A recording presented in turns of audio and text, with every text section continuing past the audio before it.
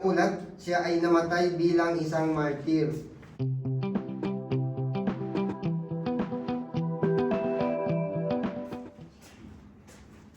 So dito sa Battle of Qadisiyah, namatay po siya na sumama siya sa labanan laban sa Persian Empire sa Battle of Al-Qadisiyah.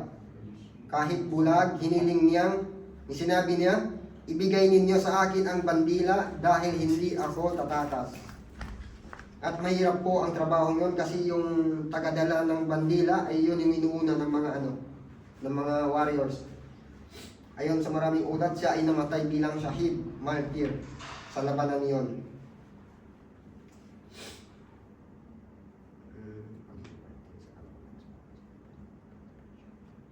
So kahit bulag, gusto pa rin ni Abdullah Maktoum na magbahagi ng laban. Hindi siya makikita dahil hindi siya makakakita. Sinabi niya na ibigay ninyo sa akin ang bandila ng Islam. Hindi ako makakatakas dahil hindi ako nakakakita. Ang kahulugan nito ay mananatili siya sa kanyang lugar at ipinagtanggol ang bandila ng Islam hanggang sa hanggang sa kanyang kamatayan. Kaya namatay siya bilang isang martir. Mga mahalagang aral.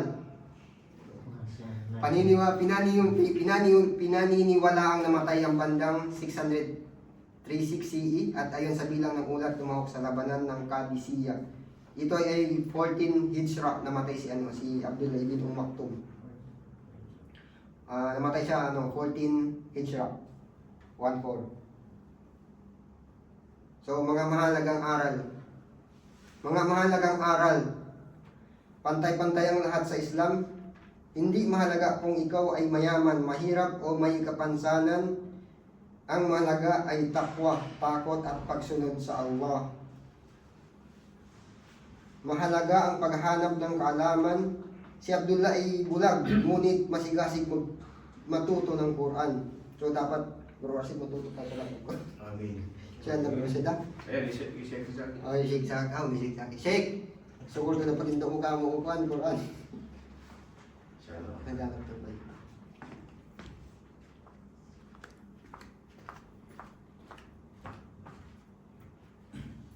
Ang mahalaga ang paghanap ng kaalaman. Si Abdullah ay bulag, ngunit masigasig matuto ng Quran.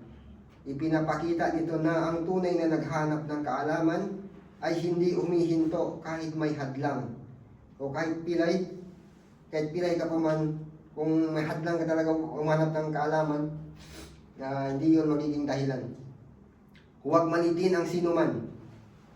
Ito po ay mga mamahalagang aral na sa topic natin. Number 3, huwag malitin ang sinuman. Ang pangyayaring ito ay paalala na ang isang tao na tila mahina sa mata ng mundo ay maaaring mataas ang halaga sa Allah subhanahu wa ta'ala. So, huwag malitin.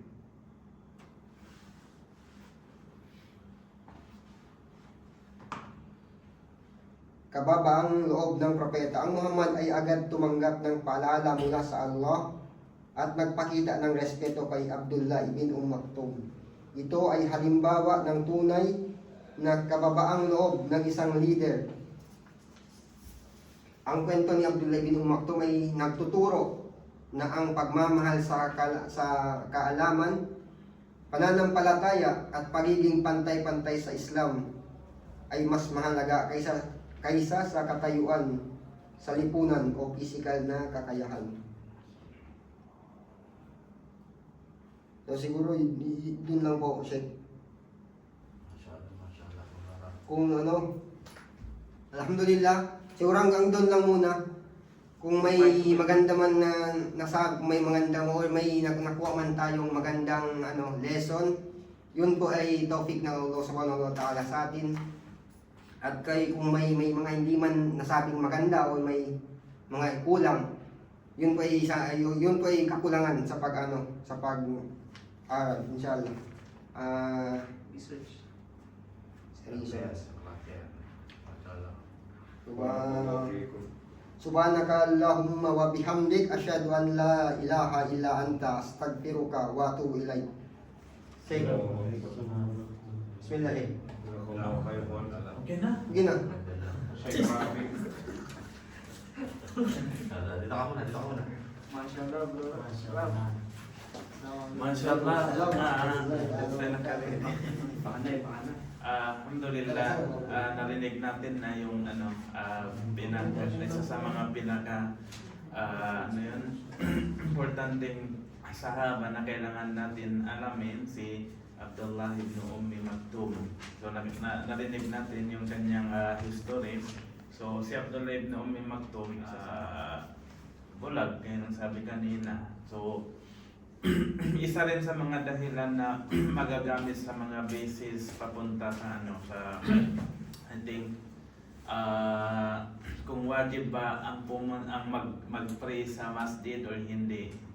So siya yung parang naghingi na nagpaalam sa propeta kung permitted siya magsala sa bahay, pero sabi ng propeta hindi, sabi kahit si Ibn Maktum pa rin, sabi niya kailangan mo rin pumunta ng mosque magsala na. So, ganun. At saka si Abdullah ibn Maktum, gaya ng sabi kanina, is bumaba sa kanya yung suratul Abasa wa tawalla an ja'ahul a'ma wa ma yudrika la'allahu yazakka ila hanggang So, parang inignore siya ng propeta dahil parang nakita ng propeta mas importante kausapin yung mga kibarul musyrikin, mga malalaking musyrik sa Makkah para idawa sila. Pero parang inanon siya ng Allah na hindi i-ignore yung mga kahit ganun. Kasi ang dumating si Abdullah ibn Maktum para magtanong ng mga kaalaman. So ganun, sabi ng mga mu'arrikhon, mga historian, siya yung sahaba na pinagalitan ng propeta dahil sa kanya. So hindi naman pinagalitan mas pinagsabihan. It means binigyan ng aral na huwag gawin ng ganun. Tapos yung ayat na to binabasa until mawala ang mundo. So ito yung mga darajat ni Abdullah ibn Ummi Maktum, saka isa siya sa mga mag-aaral ng propeta. So ngayon alhamdulillah, sana may makuha tayong mga aral doon sa mga nasabi kanina. Ngayon pakinggan natin yung isang sahaba na pinaka magandang pinakamagandang parang maging guide sa atin, lalo na sa mga tao na may high position like mga manager, general manager, mga mayor, mga governor. So ito yung sahaba ni Sa'id. So isa siya sa mga pinakamahirap na tao, kailangan bigyan ng sadaka, ng charity. Pero kung tingnan mo ang profile niya, siya ay isang pinuno ng community. So, hindi yun naging parang kung isipin natin, pinuno ka ng community, it means marami kang pera, pwede kang kumuha sa charity, pwede kang kumuha sa Baitul Mal. Pero dahil sa kanyang pag-iiman, hindi niya ginawa, saka nabilang siya sa mga pinakamahirap na tao sa kanyang lugar, kahit siya ay isang pinuno. So ito ay parang makikita natin kung gaano sila katakot sa Allah. Kung gaano sila katakot sa Allah, hindi sila kumukuha ng pera ng tao except kapag ay lahat yun ay nag-permit sa kanila. So ngayon, hindi ko pahabain yung introduction sa mga history ni Sa'id na pag maririnig natin kay Kuya Zia. Kuya Zia, ibigay ko na sa'yo yung floor.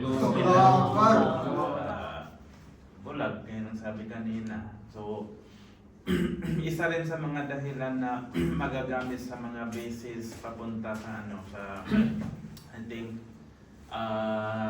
kung wajib ba ang mag-pray sa masjid or hindi. So siya yung parang naghingi na nagpaalam sa propeta kung permitted siya magsala sa bahay. Pero ang sabi ng propeta, hindi, sabi kahit si Ibn Maktum, pa rin, sabi niya kailangan mo rin pumunta ng moske magsala na. So, ganun. At saka, si Abdullah ibn Maktum, gaya ng sabi kanina, is bumaba sa kanya yung suratul Abasa wa tawalla an ja'ahul a'ma wa ma yudrika la'allahu yazakka hanggang So parang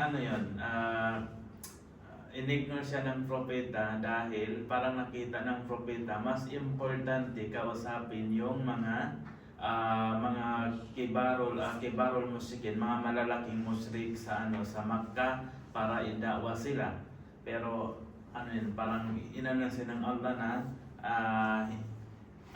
hindi i-ignore yung mga kahit ganun. Kasi ang dumating si Abdullah ibn Maktum para magtanong ng mga kaalaman. So ganun, sabi ng mga mu'arrikhun, mga historian, siya yung sahaba na pinagalitan ng propeta dahil sa kanya. So hindi naman pinagalitan mas, pinagsabihan. It means binigyan ng aral na huwag gawin ng ganun.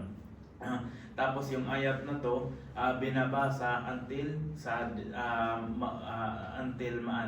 mawala ang mundo. So ito yung mga darajat ni Abdullah ibn Ummi Maktum, sa isa siya sa mga mag-aaral ng propeta. So ngayon, alhamdulillah, sana may makuha tayo mga aral doon sa mga nasabi kanina. Ngayon, pakinggan natin yung isang sahaba na pinakamagandang parang maging guide sa atin, lalo na sa mga tao na may high position, like mga manager, general manager, mga mayor, mga governor. So ito yung sahaba ni Sa'id. So isa siya sa mga pinakamahirap na tao, kailangan bigyan ng sadaka, ng charity. Pero kung tingnan mo ang profile niya, siya ay isang pinuno ng community.